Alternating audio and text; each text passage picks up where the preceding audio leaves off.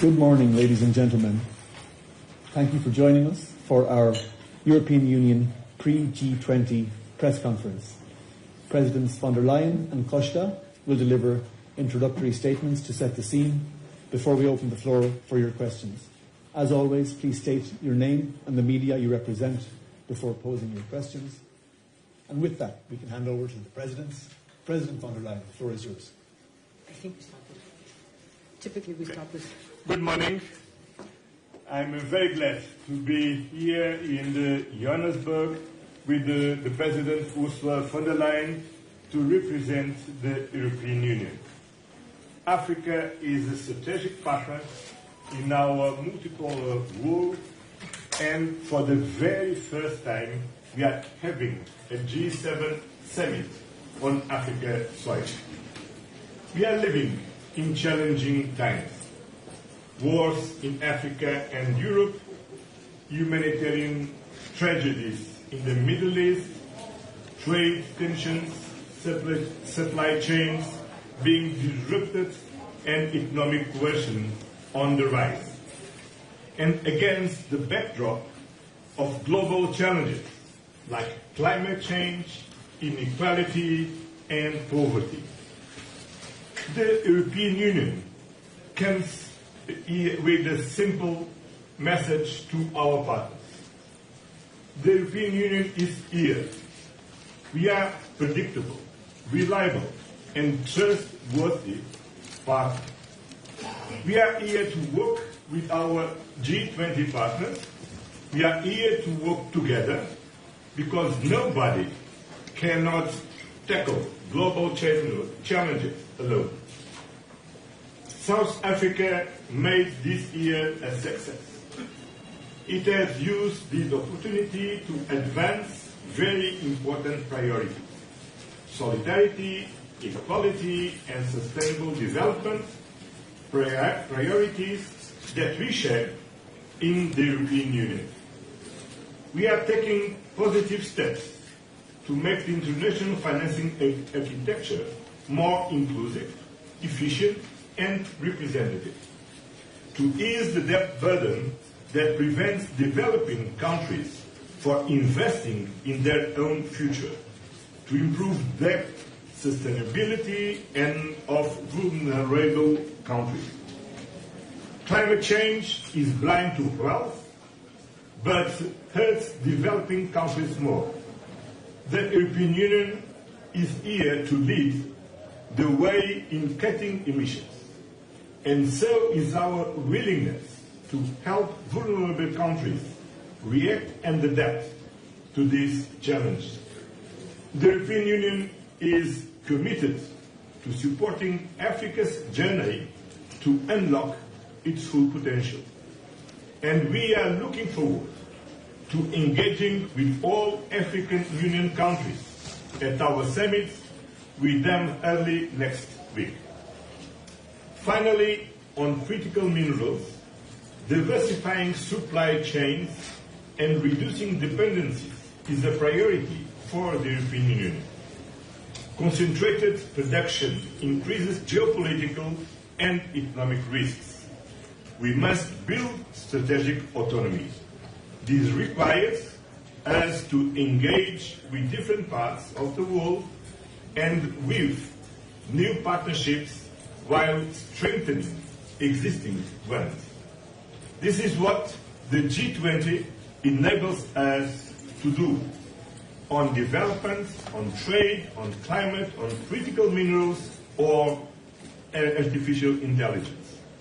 The European Union will take its responsibilities as a big economic power in the multipolar world. But we cannot do it alone. We need all G20 members to take bold, collective action. This is what this summit is about. As the world becomes more multipolar, we need more multilateral cooperation, not less. To paraphrase Bishop Desmond Tutu, I would say, our commitment to multilateralism is bound up in yours. Multilateralism is not old-fashioned.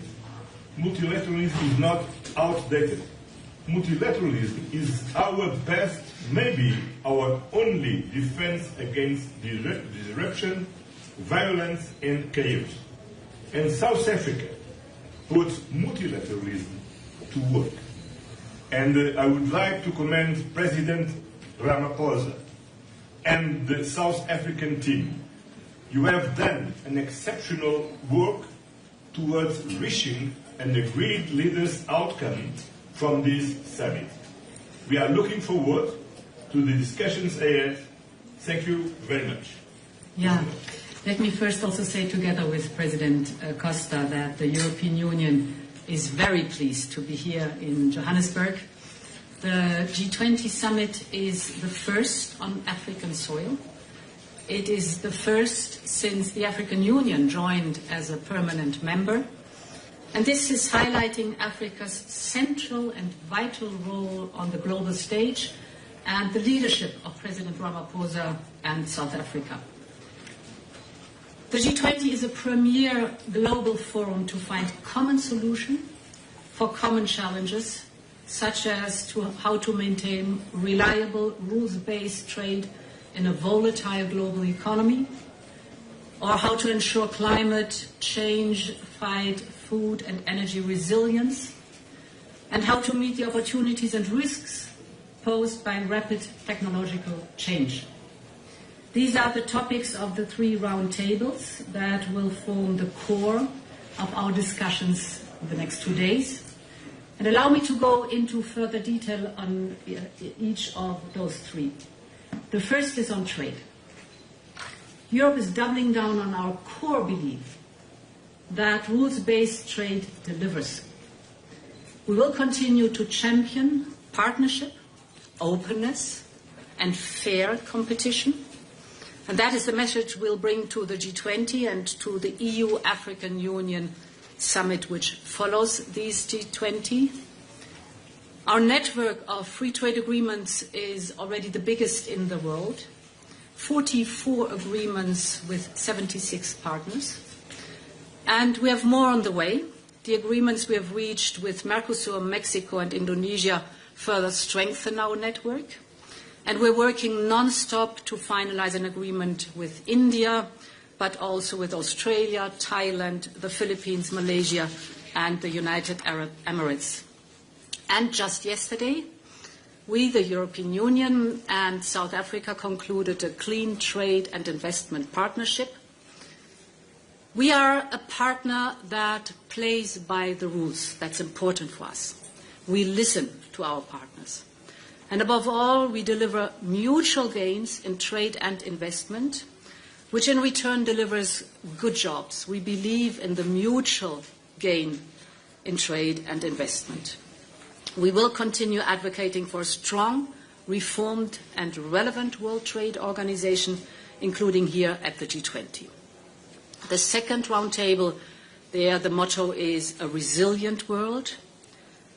And here the focus is on fighting climate change and the clean energy transition. As European Union, we want to bring a message of hope and of opportunity to this G20 summit. It is a message about clean energy technologies and clean energy transitions, because not only do they meet our urgent need to tackle climate change, but they do much, much more. And the business case by now is doing much better. Clean energy transitions are cost competitive. They create jobs, good jobs, homegrown. They open new ways to bring modern energy to the many millions that remain without access to energy. And they are a natural fit, of course, for many developing economies, as it is about the resources that these developing economies have in abundance. So we're speaking about not only solar, but also wind, geothermal, hydropower, and the new low-emission fuels. But for the clean transitions to really succeed, it must happen everywhere. That's important. And this is where reliable cooperation between trusted partners is yet again the best way forward. I welcome South Africa's making this a focal point of their G20 presidency. Just think about two figures. Last year, the investment in clean energy was globally 2 trillion, but only 2% of these investment went to Africa. But Africa is the continent with 60% of the world's best solar potential. So this cannot be. We must change this imbalance, and that is at the core of the European Union's Global Gateway Initiative. Of the whole 300 billion euros, 25% go into energy investment, and this to the global south. The European Union wants to be Africa's partner of choice. That is for us important. And the opportunities now, and therefore I welcome that there is a side event here at G20. This afternoon, together with President Ramaphosa, we will host the final pledging event of our campaign called Scaling Up Renewables for Africa.